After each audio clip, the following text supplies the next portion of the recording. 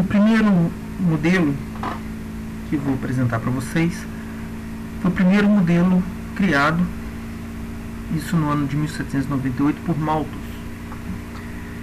para estimar o crescimento populacional. Ele estipulou que a taxa de crescimento populacional é proporcional à quantidade de indivíduos dessa população, o que nos leva a uma equação diferencial ordinária conhecida, com solução também conhecida. Sua solução A0 é elevado a kt, sendo A0 a população no tempo inicial e K, no caso de população, seria nascidos, vivos, menos falecimentos.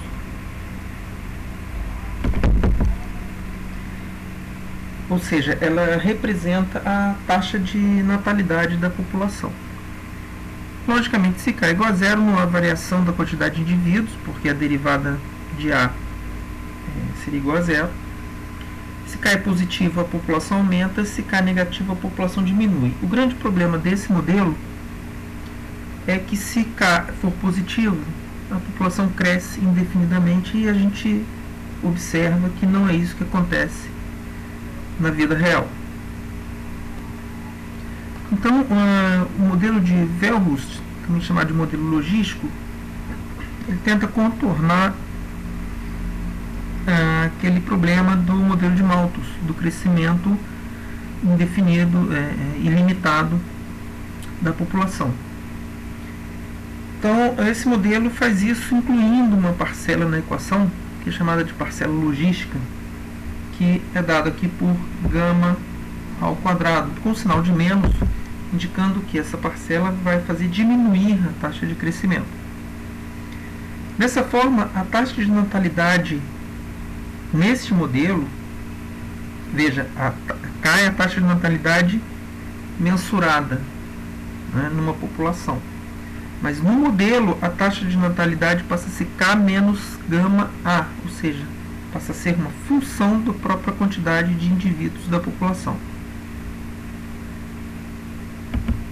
E aí vale a pena a gente analisar um pouco essa função. Bom, se A for suficientemente pequeno, ou seja, se a população, a quantidade de indivíduos da população for suficientemente pequena, essa função K barra é positiva. E se A for suficientemente grande, K barra tem valores negativos. Vejamos, se A, então aqui, é muito pequeno, então gama vezes A é menor do que K, logo K barra é positivo.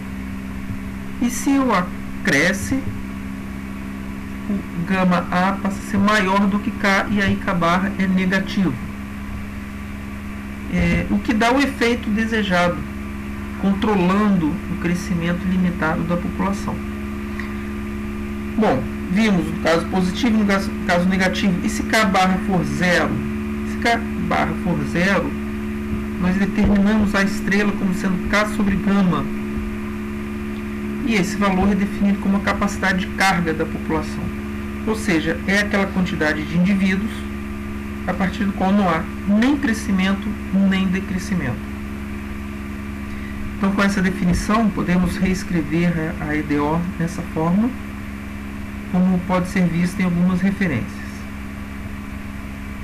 O modelo presa-predador introduz uma nova equação no modelo para descrever o crescimento ou decrescimento de um dado recurso.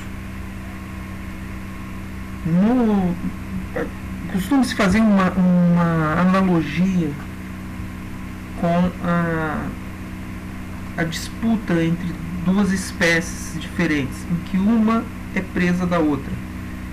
Muito comum a gente pensar em coelhos e raposas, por exemplo. Então, a função A vai representar para nós a quantidade de presas e B a quantidade de predadores. Algumas premissas são importantes nesse modelo. B, que são os predadores, só se reproduzem na presença de A, as presas. Caso contrário, sua população vai se extinguir com o tempo. Para que haja a predação, é preciso haver encontro entre as espécies. E o número de encontro entre as espécies A e B é proporcional ao produto das populações de cada espécie. A terceira premissa é que os encontros tendem a promover o crescimento de B, que representa os predadores, enquanto diminui a população de A, que são as presas. E numa proporção, em proporções que não são necessariamente iguais. As equações desse modelo são essas que estão na tela. A equação de A, a equação para as presas, é a equação do modelo de Malthus,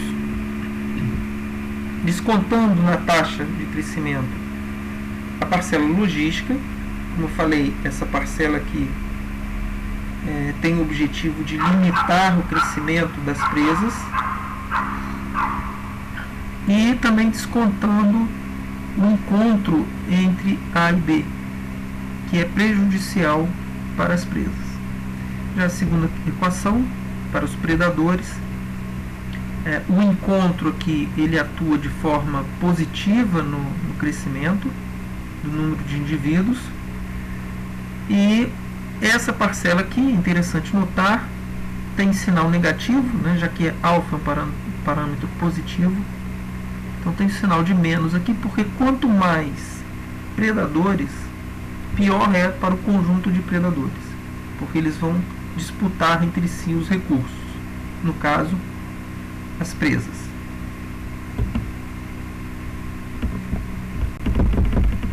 Algumas observações sobre esse modelo. Algumas até eu já comentei.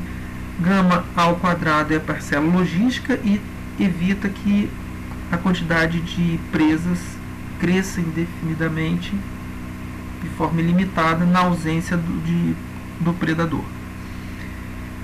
Rho AB representa a quantidade de presas mortas por predadores e sigma B representa a quantidade de predadores que são beneficiados com a predação. Então, por isso que Rho AB entra na equação das presas, diminuindo a taxa de crescimento, e sigma B entra na equação dos predadores, aumentando a taxa de crescimento. Essas equações são chamadas de equações do sistema de Lotka-Volterra. Bom, cabe de novo a pergunta se haveria quantidades para A e B de forma nem crescimento nem decrescimento populacional. A resposta é sim, e esses pontos são chamados pontos de equilíbrio.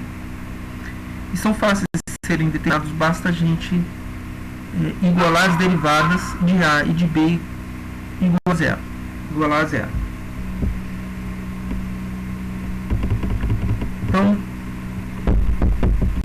como exemplo, nós temos esses valores para os parâmetros.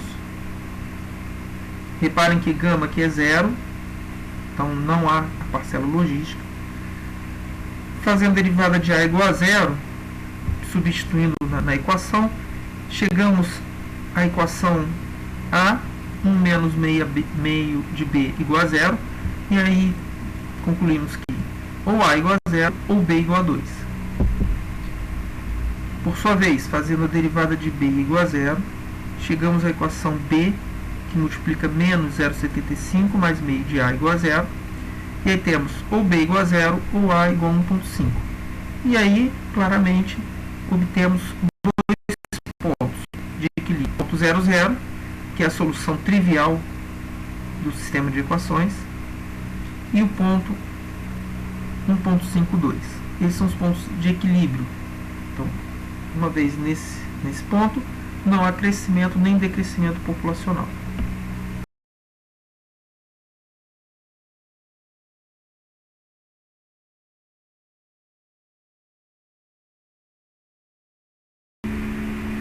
Vou mostrar rapidamente para vocês a utilização do código em Python, que resolve um sistema presa-predador.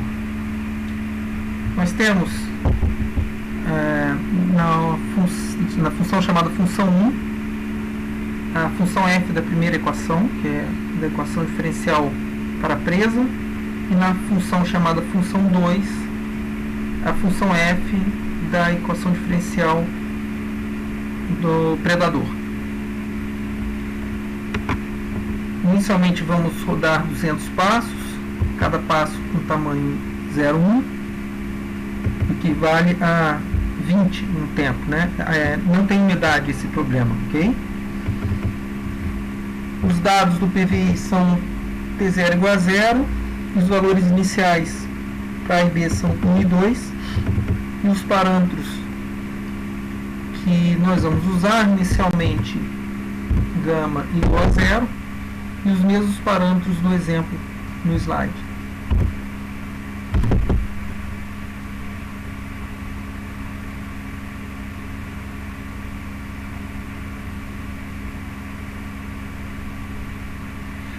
Esse primeiro gráfico exibe no eixo T tempo e no eixo Y os valores de A e B.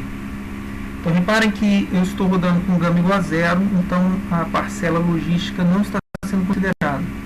A gente percebe que em azul nós temos a presa, né, seus valores estão aumentando, e também os valores dos predadores. Eles oscilam, mas vão aumentando a amplitude. Este segundo gráfico apresenta no eixo horizontal os valores de A e no eixo vertical os valores de B. Em azul, o ponto inicial. A gente percebe nessa espiral a oscilação entre os valores de presa e predador, e os 3 pontos vermelhos representam os 3 últimos pontos calculados. A gente repara também que essa espiral ela está em torno do ponto de um dos pontos de equilíbrio dado por 1.52. Alterei o valor de gama para meio e aqui está o resultado numérico. Percebemos que no início da simulação a quantidade de presas de predadores em vermelho cai bastante, enquanto que a de presas cai um pouco, depois sobe. Esse comportamento é similar ao exemplo anterior.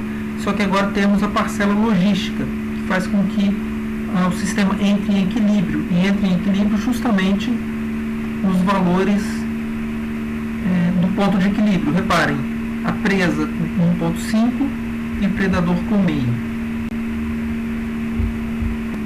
E o segundo gráfico, no eixo horizontal os valores de A, no eixo vertical os valores de B, o ponto em azul o ponto inicial, e a gente percebe que o resultado numérico converge para o ponto de equilíbrio, ao contrário no caso anterior, que ficava oscilando ao redor do ponto de equilíbrio. O exercício que eu deixo para vocês vão fazer usando o código que está no comentário do vídeo. A ideia é fazer uma análise de sensibilidade. O que isso significa? Vocês vão dar esses valores para os parâmetros e vão inicialmente brincar com os valores iniciais de A e B. A grande pergunta é, alterando o valor inicial de A e o valor inicial de B, o método converge para algum outro ponto de equilíbrio? Depois vocês vão alterar individualmente cada um dos parâmetros, tentando perceber a influência de cada um desses parâmetros na solução. Por favor, escrevam suas conclusões, pode ser no comentário do vídeo ou me enviem por e-mail.